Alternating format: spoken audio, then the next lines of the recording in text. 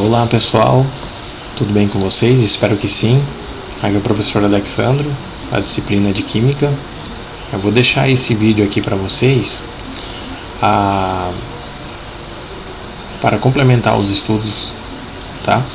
Então vocês acompanham aí pela apostila de vocês. Essa apostila aí pode ser que esteja com o nome da professora anterior, mas não tem problema, vocês podem ir estudando por ela mesma, tudo bem? Conteúdos são os mesmos, tá? Deixa eu abrir aqui. Aqui começa a falar sobre a química no cotidiano, né? E aqui como nós podemos perceber aqui no texto, ele fala um pouco sobre muitos materiais que podem emitir luz, né? Como os fogos de artifício. As reações químicas que ocorrem nos fogos de artifício é o seguinte: quando ocorre essa reação química, os elétrons eles absorvem a energia e eles passam para um nível de energia maior, estavam mais próximos do núcleo, e então eles passam esses elétrons para um nível de energia maior. Porque, como vocês sabem, os elétrons, os átomos, eles possuem várias camadas, né? E quando esses elétrons eles recebem um estímulo, recebem alguma energia, ou pela reação química, eles passam de um nível menor de energia para o maior. E quando eles voltam para o seu local de origem, eles liberam essa energia na forma de luz. Tá? É o que ocorre aqui com as reações químicas que ocorrem nos fogos de artifício, por exemplo. Tá? E ele também fala aqui que os fogos de artifício eles possuem várias cores, né? E cada elemento que ocorre ali na reação química, ele libera uma determinada cor de luz, né? E ali ele fala também que o sódio ele é da cor amarela, né? Se eu não me engano aqui, o cobre acho que é o vermelho, né? Então, quando esses elétrons eles voltam para o seu local de origem, né? Eles liberam essa energia na forma de luz. Então, por isso que ocorre essa propagação da luz, né? Um exemplo também que a gente pode ver da reação química, ainda falando um pouco sobre os fogos de artifício, é quando aquela panela de arroz com sal, ela acaba derramando um pouco no fogão. E não sei se vocês já viram, mas o sal, né, que é o cloreto de sódio, como ele recebe a energia, né, do fogão, do fogo que está ali, que cai no fogo, vocês já perceberam que ocorre aquela chama, né, a chama amarela, certo? Então, esse sal, né, o sal, ele recebe essa energia térmica, né, do fogo, então ele acaba passando de um nível de energia menor para o maior, e quando ele volta para o estado fundamental dele, para o estado de origem dele, ele acaba liberando essa energia na forma de luz. Por isso que você vê aquelas faíscas, né, de cor laranja, amarela, que é devido ao sódio, né, do sal de cozinha. Tá? Então cada elemento desses fogos de artifício aí, eles emitem um tipo de cor. Aqui mais em cima ele também fala das reações químicas, utilizam a energia dos elementos para excitar elétrons de alguns átomos, né? Quando os elétrons voltam do seu estado fundamental, há emissão de luz, conforme a gente estava falando aqui. Esse fenômeno é chamado de bioluminescência. Aqui, ó, bioluminescência. O caso mais conhecido de bioluminescência é o dos vagalumes. Esse bio, né, porque é a luz, né, produzida por um próprio organismo, né, no caso aqui dos vagalumes. Então, eles utilizam esses sinais, evidências, né, que utilizam esses sinais para se comunicar com parceiros do sexo oposto, né. Aqui alguns materiais, quando absorvem radiação, eles emitem de volta a luz visível. Esse é o fenômeno genericamente chamado de luminescência. Luminescência, então, quando ele recebe essa radiação, eles emitem a luz visível. O que ocorre, por exemplo, nos interruptores de luz, né? Ou naquelas placas refletoras, né? Então eles recebem essa energia da luz e eles refletem essa radiação, né? como luz. Quando a emissão ocorre imediatamente após a incidência da radiação, o fenômeno é chamado de fluorescência. Quando a emissão ocorre imediatamente após a incidência da radiação, o fenômeno é fluorescência. Se por um lado a emissão demorar alguns segundos ou até mesmo horas, é chamado de fosforescência. Olha só, as lâmpadas elas são fluorescentes, né? E os interruptores de luz são fosforescentes, tá? Então, fluorescentes quando essa emissão ocorre imediatamente à incidência da radiação, o fenômeno é chamado de fluorescência. Podemos notar que a química está presente em tudo, né? Desde a fabricação de fogos de artifícios, até mesmo na comunicação dos insetos. Isso é muito interessante, tudo envolve química. Aqui também fala um pouco da química na agricultura. O solo, né, a solo agrícola tem uma profundidade de 20 a 40 centímetros e é constituído de uma mistura complexa, né, de matéria orgânica, de vegetais e humus, minerais provenientes aí das rochas, da desagregação das rochas, das areias grossas, finas. O humus ele é um produto da composição parcial dos restos vegetais e animais. É importante fonte de matéria orgânica para a nutrição vegetal. Beleza. Aqui também fala um pouco do primeiro fertilizante, né, que é utilizado no século 17, que ficou constatado como que ficou constatado os benefícios do uso do salitre, né, do nitrato de sódio e no nitrato de potássio também como um fertilizante. Aí na metade do século XIX, a agricultura científica identificou o desempenho dos nutrientes nitrogênio, fósforo, potássio no desenvolvimento dos vegetais. E até hoje, né, é muito utilizado como fertilizantes o nitrogênio, fósforo e potássio, né, o NPK. Também é classificados aí os macronutrientes que as plantas necessitam, são que em maiores quantidades, né, para desenvolver, são o nitrogênio, fósforo e potássio, né, que é o NPK. E os secundários, que é o magnésio, cálcio e enxofre. Os micronutrientes para desenvolver plenamente ferro, manganês, cloro, cobre, boro, molibdênio, cobalto, níquel. Entretanto, é preciso muito cuidado na aplicação dos micronutrientes pelo fato de as plantas exigirem quantidades mínimas. Então, como vocês podem ver, então é muito importante. Você viu só como os elementos, a química, né, os elementos químicos que estão presentes aí na tabela periódica são muito importantes aí para o desenvolvimento da agricultura. Então, por isso é muito importante a gente estar estudando sempre a química. A química está presente no nosso cotidiano. Poluição por fertilizantes, aqui na outra página. Eles são usados em grandes quantidades para aumentar as colheitas. Os fertilizantes contêm principalmente alguns íons aí, nitrato, NO3, nitrito, NO2, fosfato monoácido, fosfato de ácido, e eles são muito solúveis, quer dizer, são muito solúveis em água, dissolvem em água, misturam em água. São arrastados pela irrigação e pelas chuvas para os lençóis subterrâneos e lagos. Então, ele é muito importante para a agricultura.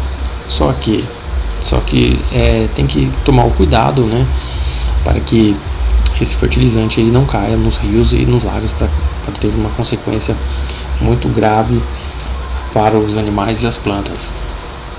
Então, quando esses íons alcançam as águas dos rios, dos lagos, o que acontece? Eles passam a nutrir a população de algas.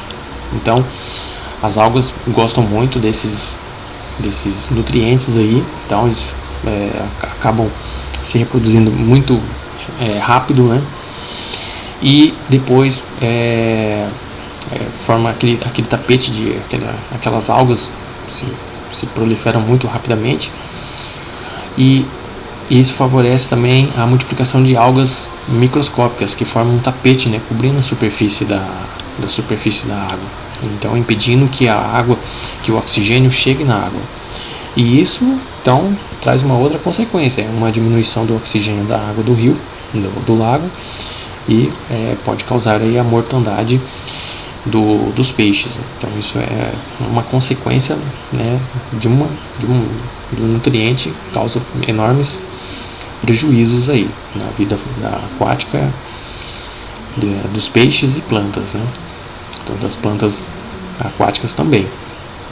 E outra aqui, ó, quando as algas morrem, elas produzem grande quantidade de compostos e que são decompostos por micro-organismos, então aeróbicos. O que acontece? As plantas, as algas, quando elas morrem, então fica aquela grande quantidade de matéria orgânica morta, né? Beleza, aí esses micro-organismos eles acabam se alimentando, né, digamos assim, se alimentando desses restos dessas algas, e como tem bastante alimento para eles ali, então vai se multiplicar muito rapidamente também na água. O que acontece? Eles são aeróbicos, então eles precisam de ar, de oxigênio, e eles acabam competindo com os peixes também, o que acaba diminuindo, reduzindo a quantidade de oxigênio da água. Todo esse processo aí, que provoca a morte das plantas aquáticas e de peixes, vai se agravando. Esse fenômeno é chamado de eutrofização, né? que é a pouca quantidade de oxigênio na água.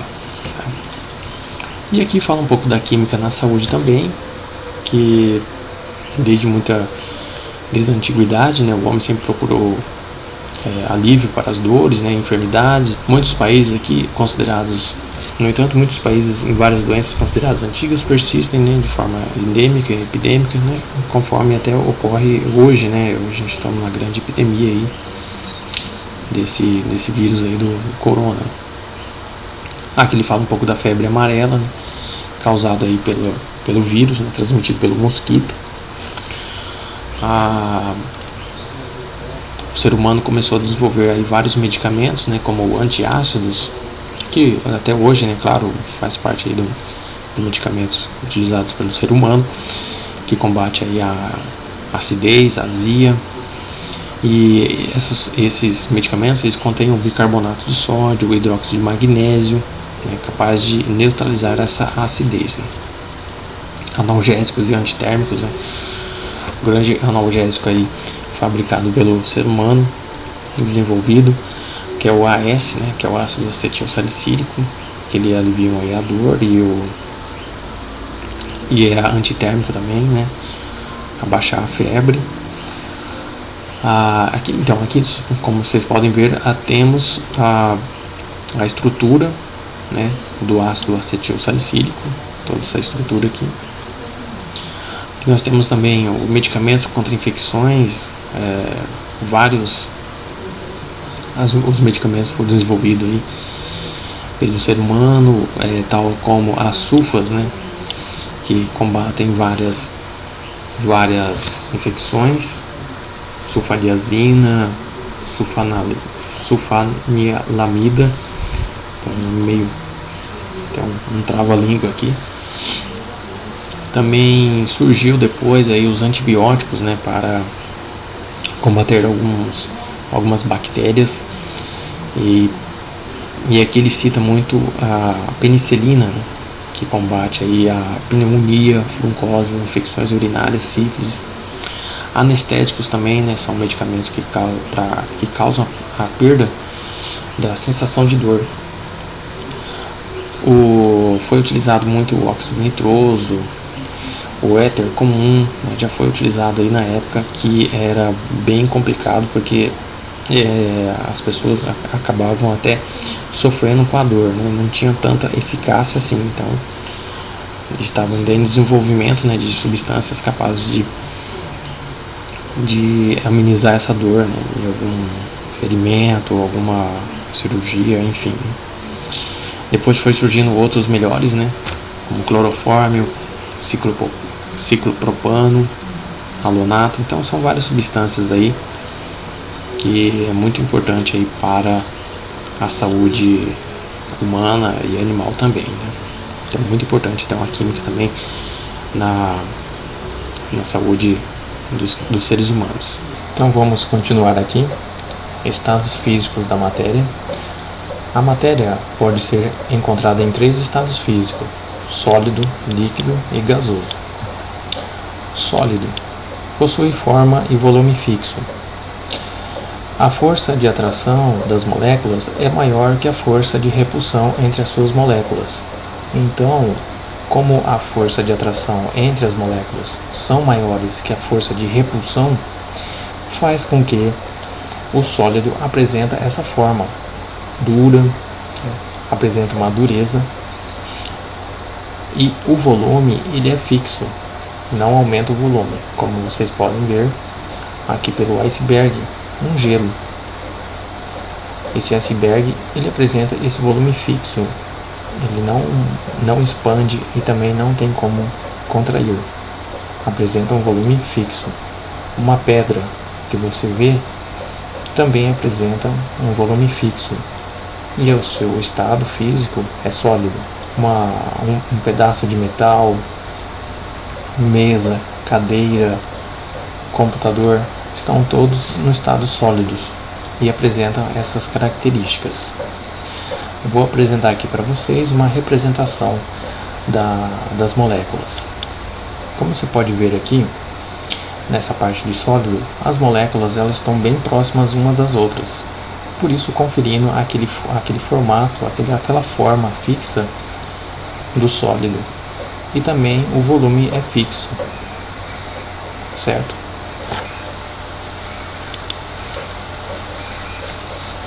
Agora a parte líquida.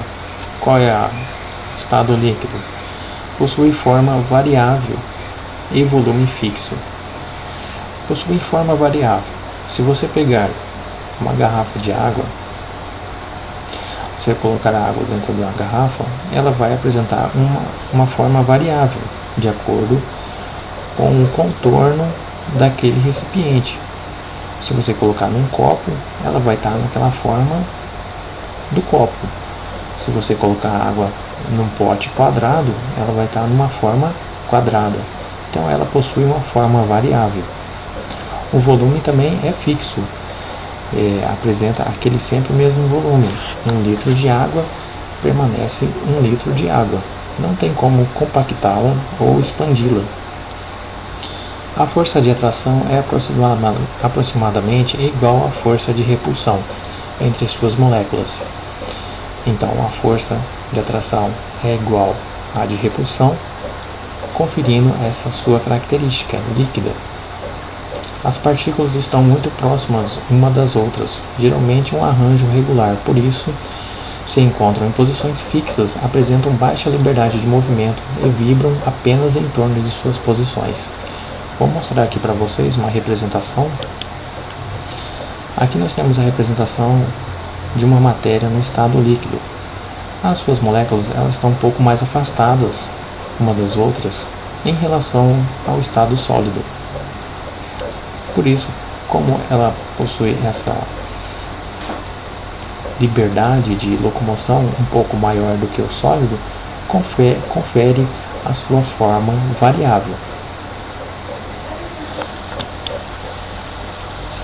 Estado gasoso possui forma e volumes variáveis. A força de atração é menor que a força de repulsão entre suas moléculas. Como a força de atração das moléculas é menor do que a repulsão, permite o gás possuir diversos volumes, volumes variáveis. Como você pode ver, no estado sólido possuía um volume fixo. A água possuía um volume variável, um volume fixo, e o gás, a matéria no estado gasoso, possui um volume variável. O volume variável é de acordo com a sua expansão das moléculas. Eu posso compactar um gás, assim como eu posso expandir um gás. Isso devido às suas forças de atração entre as moléculas. Vou mostrar aqui para vocês uma representação de uma matéria no estado gasoso. Aqui temos uma matéria no estado gasoso. Como vocês podem perceber, a força de atração ela é menor do que a repulsão. Então, como elas estão mais longe das outras, permite essa forma variável, né? Pode ter diversas formas.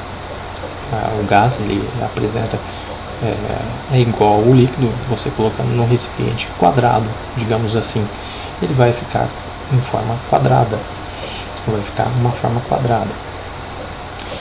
Se você colocar também no recipiente o volume, ele será variável, porque o gás eu consigo compactá-lo, certo? Assim como eu posso expandi-lo. Vocês já perceberam, vocês já viram aqueles sprays tipo mata-mosquito, ou até mesmo esses sprays que contêm alguns líquidos aí de utilidade doméstica, contém um gás compacto, tem um gás ali compactado. Então eu posso pegar esse volume e compactá-lo. Continuando aqui, mudanças de estado físico da matéria. Podemos alterar o estado físico de uma matéria modificando a temperatura e a pressão. Aqui nós temos um esquema da mudança do estado físico da matéria. Nós temos aqui a fusão. A fusão, que é a passagem do estado sólido para o estado líquido. E depois do líquido, se eu continuar fornecendo energia para essa matéria, no caso aqui a água, ocorrerá outro processo, né? A outra passagem, a outra mudança do estado físico da matéria, né? Chamada vaporização, que é a passagem do estado líquido para o estado gasoso. Na vaporização, eu tenho 3 tipos de vaporização. Eu tenho a ebulição, a evaporação e a calefação. Logo ali abaixo eu vou falar sobre isso. Assim como nós temos a mudança do estado físico, do sólido para o líquido, do líquido para o gasoso, eu também tenho o inverso, o gasoso para o estado líquido. E esse processo, essa mudança de estado físico é chamado de liquefação ou condensação. A condensação por exemplo, quando você está dentro do carro, quando está frio, né, ou uma temperatura mais baixa, você já percebeu que os vidros do carro ele acaba embaçando. Como ocorre a temperatura do nosso corpo é maior do que a temperatura do vidro do carro, como a temperatura ambiente também do vidro ali em contato com o ambiente é menor, o que acontece? Está acontecendo a evaporação, né, da água que sai da transpiração, da nossa transpiração, e em contato com essa matéria que é o vidro, que está em uma temperatura mais baixa, faz com que acumule essas gotículas de água, que forma a condensação. Outro exemplo também que podemos perceber na condensação é quando nós estamos fazendo o cozimento de alimentos. Na tampa da panela, como vocês já perceberam, existe algumas gotículas de água. Como está acontecendo a evaporação, a vaporização, que é a passagem do líquido para o sólido, do estado líquido para o gasoso, a água, né, como está no estado gasoso, encontra a tampa da panela que está numa temperatura mais baixa e acaba acumulando aquelas gotículas, e essas gotículas acabam se transformando em líquido novamente. É o que acontece no caso das chuvas, certo? Aí nós temos também a passagem do líquido para o sólido, chamado aí de solidificação. Você coloca uma bandeja de água, coloca no congelador, ela vai se transformar em sólido.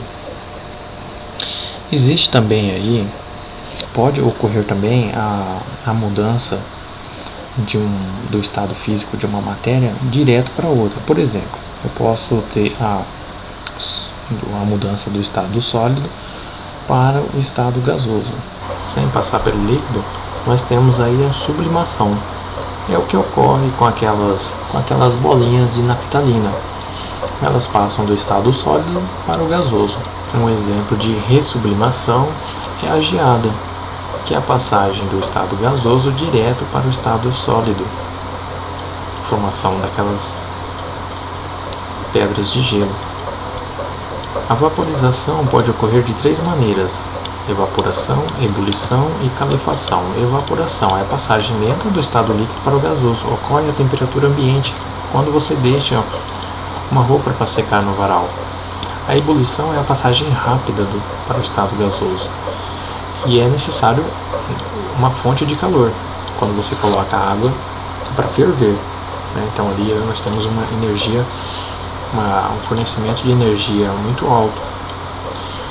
Calefação é a passagem quase instantânea do estado líquido para o estado gasoso. Acontece quando por exemplo, a gente joga uma água numa chapa quente, uma chapa superaquecida. Quase que instantaneamente essa água líquida ela passa para o estado sólido. Então isso é chamado de calefação. Então esses são os 3 tipos de vaporização que pode ocorrer. Aqui na página 30 do livro de vocês, aqui fala um pouco sobre a mudança do estado físico, se vocês quiserem acompanhar. Aqui fala, que a matéria ela pode ser encontrada no estado sólido, líquido e gasoso, como eu tinha já falado com vocês, e ela pode coexistir em mais de um estado físico. Isso quer dizer que pode ocorrer o estado sólido e líquido ao mesmo tempo. Quando, por exemplo, a gente está derretendo o gelo, você retira o gelo do congelador e você deixa ele descongelando, você pode perceber que a água no estado líquido e também ao mesmo tempo o gelo no estado sólido, a água no estado sólido. Então esse processo é que a gente fala, que é a fusão, e o processo inverso é a solidificação. Há também uma informação aqui que eu quero deixar para vocês, que as variações de temperatura e de pressão podem provocar as mudanças no estado físico da matéria, mas sem alterar a sua composição. Quer dizer o quê? Que se você, por exemplo, igual do exemplo do gelo, se você tira o gelo do congelador, não há alteração da matéria, não há alteração da composição, da matéria. Por quê? Só houve a mudança do estado físico, certo? Nós temos o processo de ebulição, como eu já comentei com vocês, tá? E só a título de informação mesmo, mas esse assunto será abordado no 2º ano, quando o processo que ocorre em aquecimento, por exemplo, absorção de calor, são chamados endotérmicos. É o caso quando você está fervendo uma água, tá? Você coloca para ferver uma água, aquela água ela está absorvendo calor, então esse processo é chamado de endotérmico, tá? E, por exemplo, quando uma vela ela está queimando, ela está removendo esse calor, tá? Ela está colocando calor para fora, está liberando calor. Então esse é o processo exotérmico. Mas esse assunto eu não preciso se preocupar tanto, é só a título de conhecimento. Então vamos lá aqui na parte de gráficos da mudança do estado físico. Aí na página 31, se vocês quiserem acompanhar, tá? O acompanhamento dos valores de temperatura em função do tempo de aquecimento do gelo até a sua total vaporização. Aí permite construir a curva de aquecimento da água. Curva de aquecimento da água. Olha só, ele pegou um exemplo aqui de uma amostra de água, ele retirou do freezer e essa água ela está congelada, claro, menos 25 graus Celsius, e ele aqueceu essa água até atingir a 130 graus Celsius, sobre a pressão de 1 atm, que é a pressão atm vocês não precisam se preocupar, tá? Pressão atm é pressão constante, considerado a nível do mar, mas não se preocupa com essa parte de pressão, tudo bem? A temperatura do sistema é medida em intervalos de tempos regulares e os valores obtidos são usados para construir esse gráfico aqui, ó, da temperatura em graus Celsius. Temperatura, né, em função do tempo. Ó, olha só. Sob o aquecimento contínuo, a temperatura do gelo aumenta até atingir 0 graus Celsius, mas permanece constante durante a sua fusão. Essa temperatura constante correspondente à temperatura de fusão, o ponto de fusão do gelo. Quer dizer que é a temperatura do gelo mais água líquida. Olha só. Então eu tenho aqui esse recipiente com gelo e ele forneceu energia, calor. Quando chegou a temperatura de 0 graus Celsius, ocorre aquele processo, né? Processo chamado de fusão, que é a passagem do sólido para o líquido. E como vocês podem perceber, quando ocorre a fusão, a temperatura ela permanece constante. Ó. Você pode ver que ela fica na mesma temperatura, 0 graus Celsius, né? Então, fusão, tá? A temperatura permanece constante. Tá ok? Depois da fusão, se eu continuar fornecendo calor, tá? A temperatura da água líquida aumenta, né, com o aquecimento até atingir 100 graus Celsius. Eu continuo fornecendo energia, calor para essa água, agora ela está em forma líquida. E ela vai atingir até 100 graus Celsius. Quando atingir os 100 graus Celsius, que inicia a segunda mudança do estado físico, que é chamado ebulição. Olha só, e de novo, essa parte de ebulição, a temperatura, esse processo de mudança, né, que é coexistem os dois tipos, né, o líquido e o vapor, é chamado de ebulição e a temperatura ela permanece inconstante, certo? Olha só, o que ele está falando aqui, ó. Note que a temperatura também permanece constante durante a passagem do estado líquido para o vapor. Tá?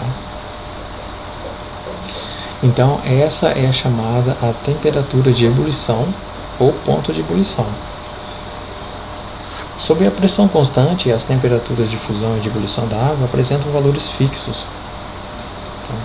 Então, olha só, esses valores aqui de temperatura, quando está em fusão, a temperatura é constante e a ebulição também é uma temperatura constante, certo?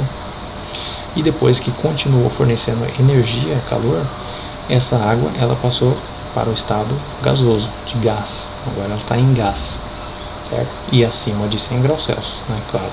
Logo aqui embaixo tem os valores de temperatura de ebulição da água, né? Que isso depende da pressão atmosférica. Ele colocou aqui, né? Nesse gráfico, essa representação, que em Salvador, que é a nível do mar, a água ela ferve a 100 graus Celsius, lá no México, que é mais alto, a 93, e lá no Monte Everest a água ferve em 72 graus Celsius. Isso devido à sua pressão atmosférica. Como aqui em Salvador há uma pressão maior atmosférica, na atmosfera, então a temperatura de ebulição ela é mais alta.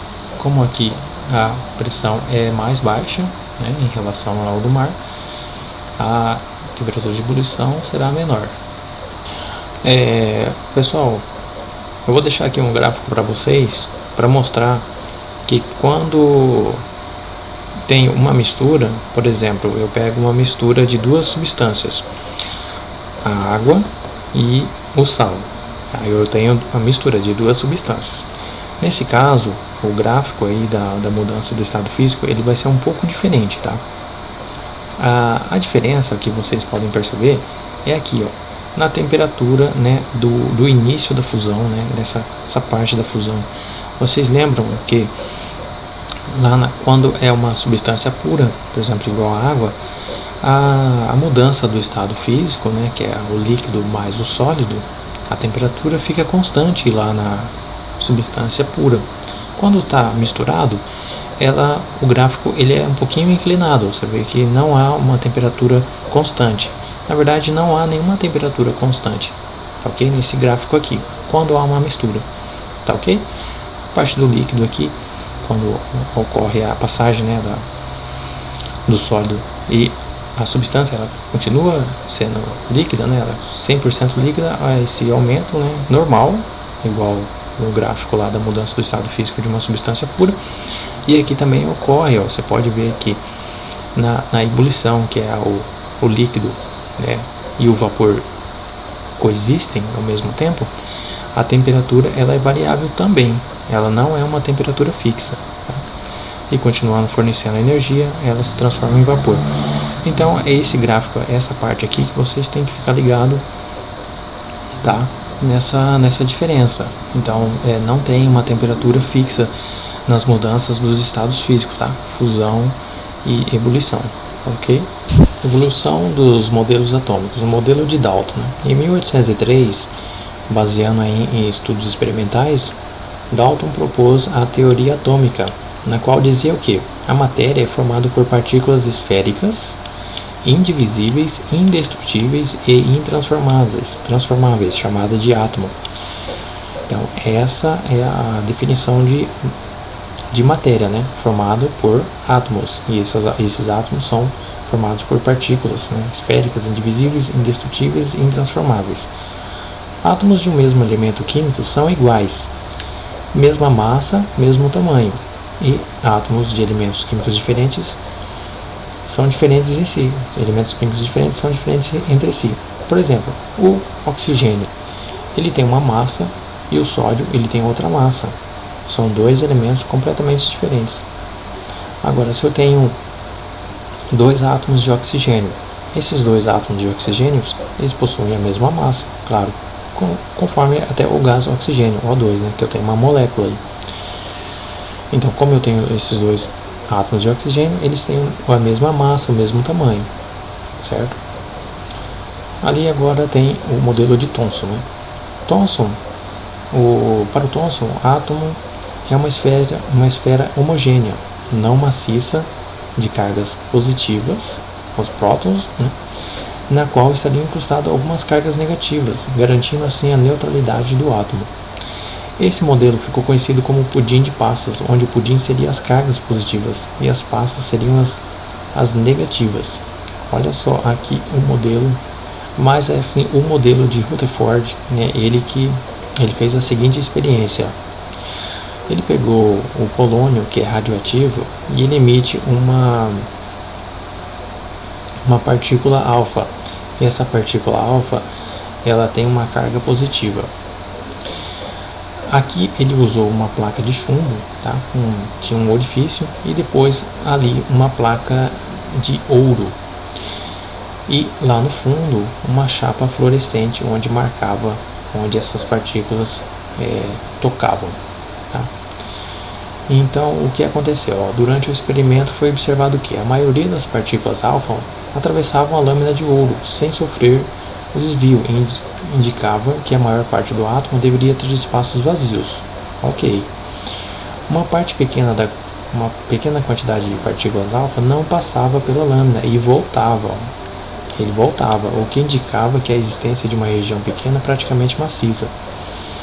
Então, como tinha o polônio, ele emitia essa partícula alfa, e a partícula alfa ela tem essa carga positiva, então batia com outra carga negativa do ouro. Então por isso que voltava algumas delas, né? Algumas partículas sofriam pequenos desvios ao passarem pela lâmina, indicando que havia uma repulsão entre a partícula alfa e uma pequena região do átomo. Isso mesmo, porque como a partícula alfa tem essa carga positiva, ela batia, né, como se fosse uma bola de bilhar, batia na outra carga positiva, né? Então voltava, havia uma repulsão. A região do átomo em que as partículas alfa sofriam desvio ou voltavam é denominada de núcleo, tá? Onde estaria concentrada a massa do átomo, e a outra região envolve o núcleo foi chamada de eletrosfera. Aqui nós temos aqui uma representação de como é o átomo. Aqui é o núcleo, onde tem os prótons e os elétrons. Os prótons têm carga positiva, os nêutrons não têm carga nenhuma, e em volta essa eletrosfera os elétrons, como se fosse um planeta, um sistema planetário. Ele fica girando em torno do núcleo. As partículas fundamentais que constituem o átomo são prótons, nêutrons e elétrons. No núcleo do átomo são encontrados os prótons e nêutrons, enquanto na eletrosfera são encontrados os elétrons. A massa do átomo, tá, turma? A massa do átomo ela é calculada de acordo com os prótons, tá, com o núcleo, tá, que é onde existem os prótons, tá, e os nêutrons. O elétron ele não é considerado na contagem, no cálculo da massa do átomo. O elétron ele tem uma massa, a massa do elétron é desprezível e não podemos afirmar que o mesmo não tem massa. O elétron ele tem uma massa aproximadamente 1836 vezes menor que a massa do próton. Então ele é muito pequeno, tem uma massa muito pequena. Átomos, por sua vez, reúnem-se em grupos e esses grupos são chamados de moléculas. No caso da substância água, elas são formadas por 2 átomos de hidrogênio e 1 de oxigênio, H2O. Então, isso é uma molécula. Átomo é a unidade estrutural da matéria, perfeito, e molécula é a menor porção de uma substância, que ainda se conserva as propriedades dessa substância, tá? A molécula, então, é um conjunto, tá? Igual aqui, ó, conjunto de átomos que dá a característica dessa substância.